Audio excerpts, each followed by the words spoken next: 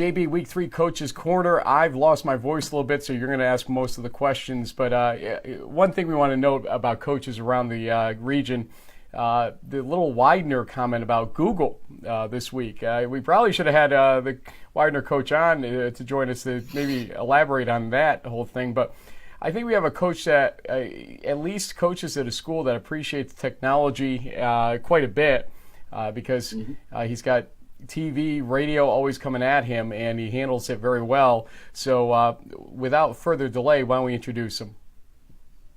Yeah, from the shores of Cayuga Lake, cracking the national top 25 for the first time this season. Kind of a long time coming in a way, if you ask me, Frank, because they looked good so far in the first 3 games this season. They came up with a big win last Saturday on a comeback 21-13 over Alfred on the road. But once again, back on In the Huddle is Coach Dan Swanstrom of Ithaca College. Hey, how you doing, Coach? Doing great. Thanks for having me. Well, Coach, I watched a good chunk of your game this past weekend. The Alfred tape was a little glitchy at times, so I tuned into the WICB radio broadcast. And let's just say that after giving up the 83-yard touchdown in the first quarter, the series of turnovers, and then the other touchdown in the second quarter, you basically said during your halftime interview that your team had to play better. What else did you talk to your kids about at halftime that started that comeback in the second half? It really wasn't much of a rah-rah speech or getting with the group of guys. We truly just needed to play a better brand of football. I really felt like we were operating at about 211 degrees to get to that boiling point. It was just every single snap we were finding something to do offensively to kick ourselves and prevent ourselves from having success. Defense made a mistake early, but besides that, they settled down and kept us in the game. So it was just really just about playing better, and our players understand that process, and we're able to capitalize on having the opportunity to play 30 more minutes. Coach, going back to the previous game against Brockport, which was honestly a game that caught a lot of people's eyes nationally, even in a loss because of the close score. The questions were swirling around Wahid Nabi's job and whatnot, and it seemed like you got your confidence back in him, especially in the second half of last week. Tell us about your confidence in this player who came kind of out of nowhere last season. Maybe some high school fans in the Albany area know a little bit more about him. But obviously, freshman to sophomore jinx scenarios and whatnot may be playing in. But what have you done to calm him down and restore confidence in him that may have been waning a little bit during some points of this early part of the season? Well, going back, we opened with St. Vincent. I think he threw for 280 yards and a couple touchdowns and played solid in that performance. And then Brockport is fantastic on defense. They really have 11 really good football players that play, and almost 13, 14 if you start talking about the D linemen that rotate in. And they were able to play a very aggressive attacking style defense against us. And we have a very good backup quarterback from North Jersey, from Wayne Hills, who's been in a lot of tough situations in big games, and he has a big arm and gave us a chance to drive the ball down the field. So it really wasn't a lack of confidence. It was more of making a decision for the style of defense that we were seeing to give us an opportunity to compete in that game. So we never lost confidence in him, and it was easy to bring him back in the Alfred game, and a couple ups and downs is with any game that you would have, but I think he finished the second half 15 for 18 for 150, 160 yards in the second half. So felt really good about his performance there. And, the end of the second quarter, he threw a beautiful ball in the red zone that ended up being a drop. So, and his practice proves his capability. So it was never a lack of confidence. And it's just like any position, things, we got to do some things differently. You play a nickel package, you take your outside linebacker out, you just do things to help operate your team win. And just because it's a more high profile position doesn't mean that we're going to change what we do as a coaching staff to we're still going to give ourselves the best opportunity to succeed. Yeah, and speaking of giving yourselves the opportunity to succeed, Coach, I mean, we had spoken over the summertime, kind of late June, early July, about your team going kind of heading into to preseason, and you graduated two great linebackers from that defense, but you brought back a lot of guys, and including Minogue, who's you kind of talked about you're trying to get him away from his punting duties because of his legs after crashing into people all game. But he keeps on making some big plays. I mean, I know that there's some new starters there at linebacker, but you at least seem to have enough of a core strength there defensively to kind of keep you guys at least at the same, if not a higher level than you were last season. Tell us a little bit about what you've seen from your defense so far this season. Well, we have two captains on defense. We got Pat Minogue and Aaron Francis, our boundary corner. And there are two best players on defense, and there are two hardest workers. And we always talk about if your two best players are your hardest workers, you're going to be in good shape, and the rest of the defense follows. And they're a very disciplined, focused group who takes a lot of pride in the product that they put on the field. And they're really accountable to their actions and how they practice and how they perform. And for us, it's just it's a dream being around that group right now. We don't think we're overly talented, but we're an accountable, hardworking, tough defense, and that's going to give you an opportunity to succeed. Earlier today, Coach, I was prepping for this interview, and I said, oh, wait, they've got St. John Fisher. Boy, I've lost track of St. John Fisher. I haven't been looking for their scores, apparently, in the last couple of weeks, especially, being a voter. And then I realized they haven't played a game since September 1st, or at least a game that's going to count in the win-loss records. It's been, basically it'll be a 3-week separation between two games, and they've had time to prepare for you. What is your thought there, and what are you seeing on tape? At least, do you have enough to go on tape from the W&J game that they played, which was a top-level team, no doubt? What's kind of your thought on how you approach a team like St. John Fisher that's had, or that will have 3 weeks to prepare?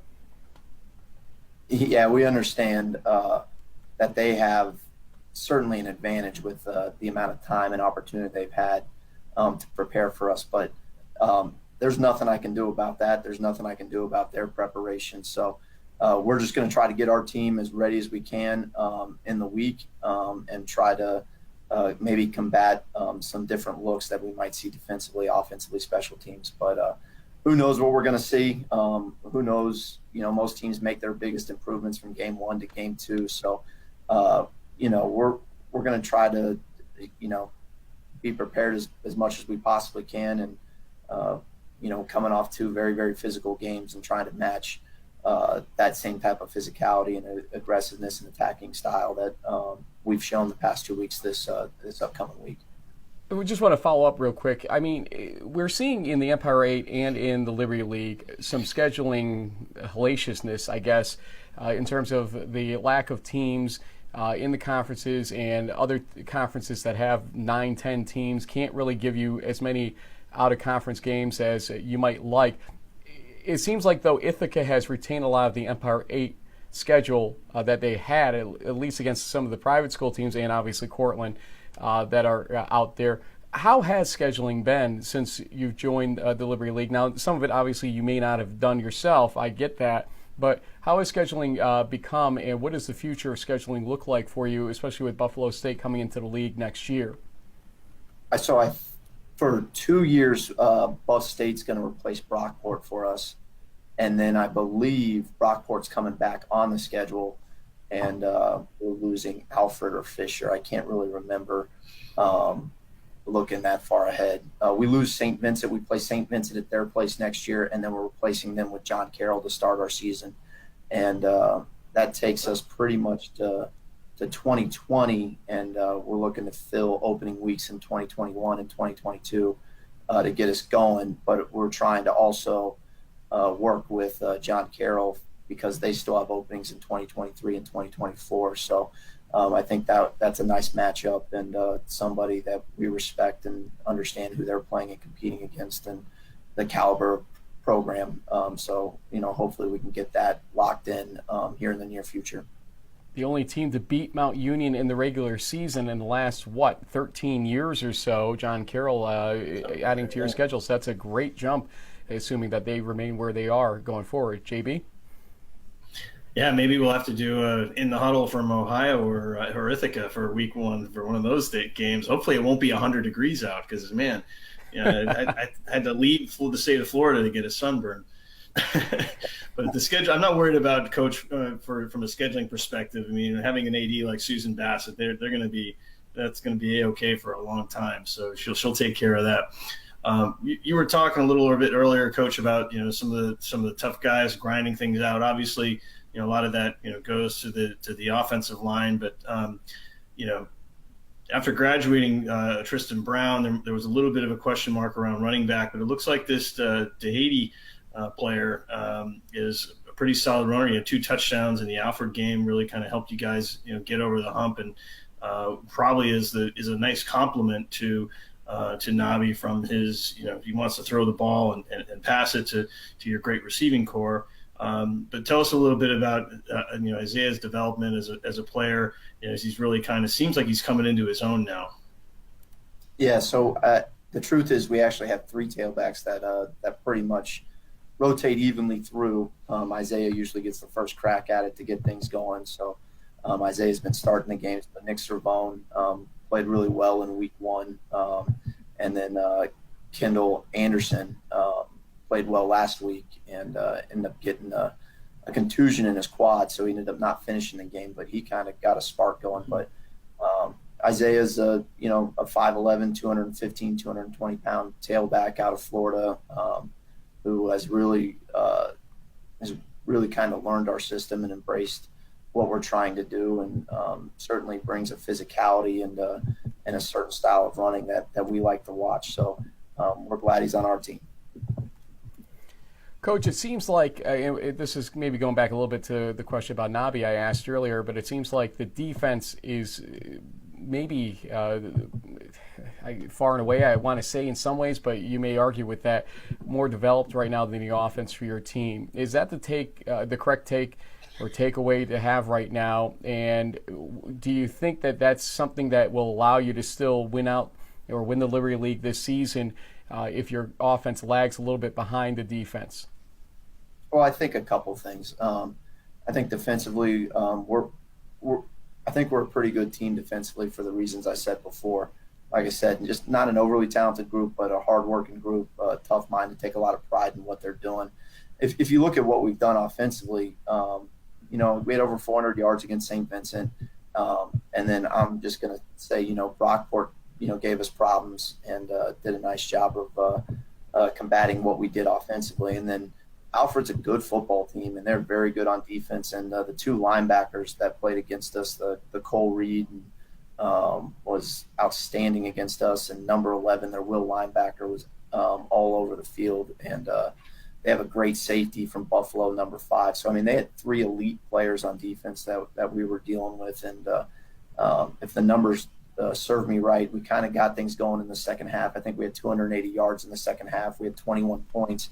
And if it wasn't for boneheaded calls by me on the 1-yard line, we should have 28 points.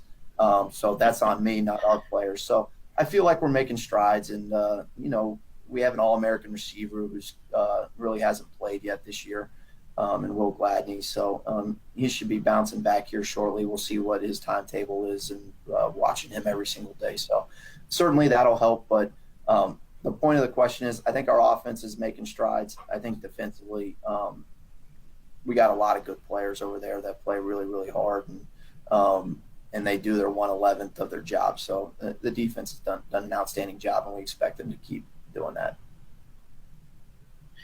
So, Coach, one of the things that Ithaca is really well known for is obviously you're one of the better, if not one of the best, communications programs, at least at the Division III level. I mean, some of the quality of your broadcasts, you have kids on the field with microphones like it's ESPN. They go back to the studio to provide analysis. You even this summer, which I thought was really great, was a sort of a Hard Knocks type of thing. Now, did this student kind of come up to you and say, "Hey, coach, I want to create a Hard Knocks type of production. Are you okay if we mic up your players?" Like, how did when you're working in a college campus and community that is so creative and it has such access to current technology as far as social media and production and all that kind of thing, how do you sort of marry that with the fact you got to run a camp, you got to get a team ready to play St. Vincent in week 1, you're trying to figure out the roster, who's coming, who's going, who's starting, and all that. How do you balance all those things when you have these these really great creative kids that are also always knocking on your door like, "Hey, can we tweet this, can we make this a movie or whatever?" So I think it's real simple for us. I get inundated with ideas and thoughts, and people coming by my office all the time with, "I want to do this, I want to do that, can we do this or that?" The 2 students who did the summer project are 2 students who've been around our football program. One did an internship with us for the whole year last year. The other student filmed and did the production for all the games. Nothing, mic'd up or personal or anything like that. You just filmed the games from the sideline. And he did our, end of the year highlight film. So he'd done some work for us that he wanted to build for his portfolio.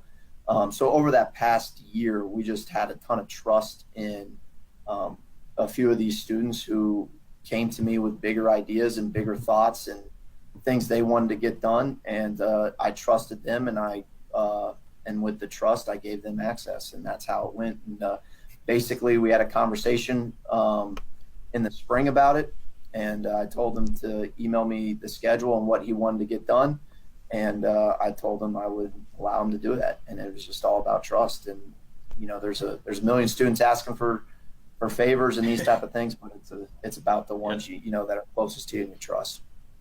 Okay, Coach. Wahid Nabi likes coleslaw. Agree or disagree? I think that's a fair statement. That's right. It's the little things you learn in those Hard Knocks type things there like that. That's right. You got to appreciate them for. Coach, now that you've been at Ithaca for a little bit, we'll close with this question. What are some of the things that you love the most about the job that you have there? Because obviously the first time we talked to you was a little bit new for you there.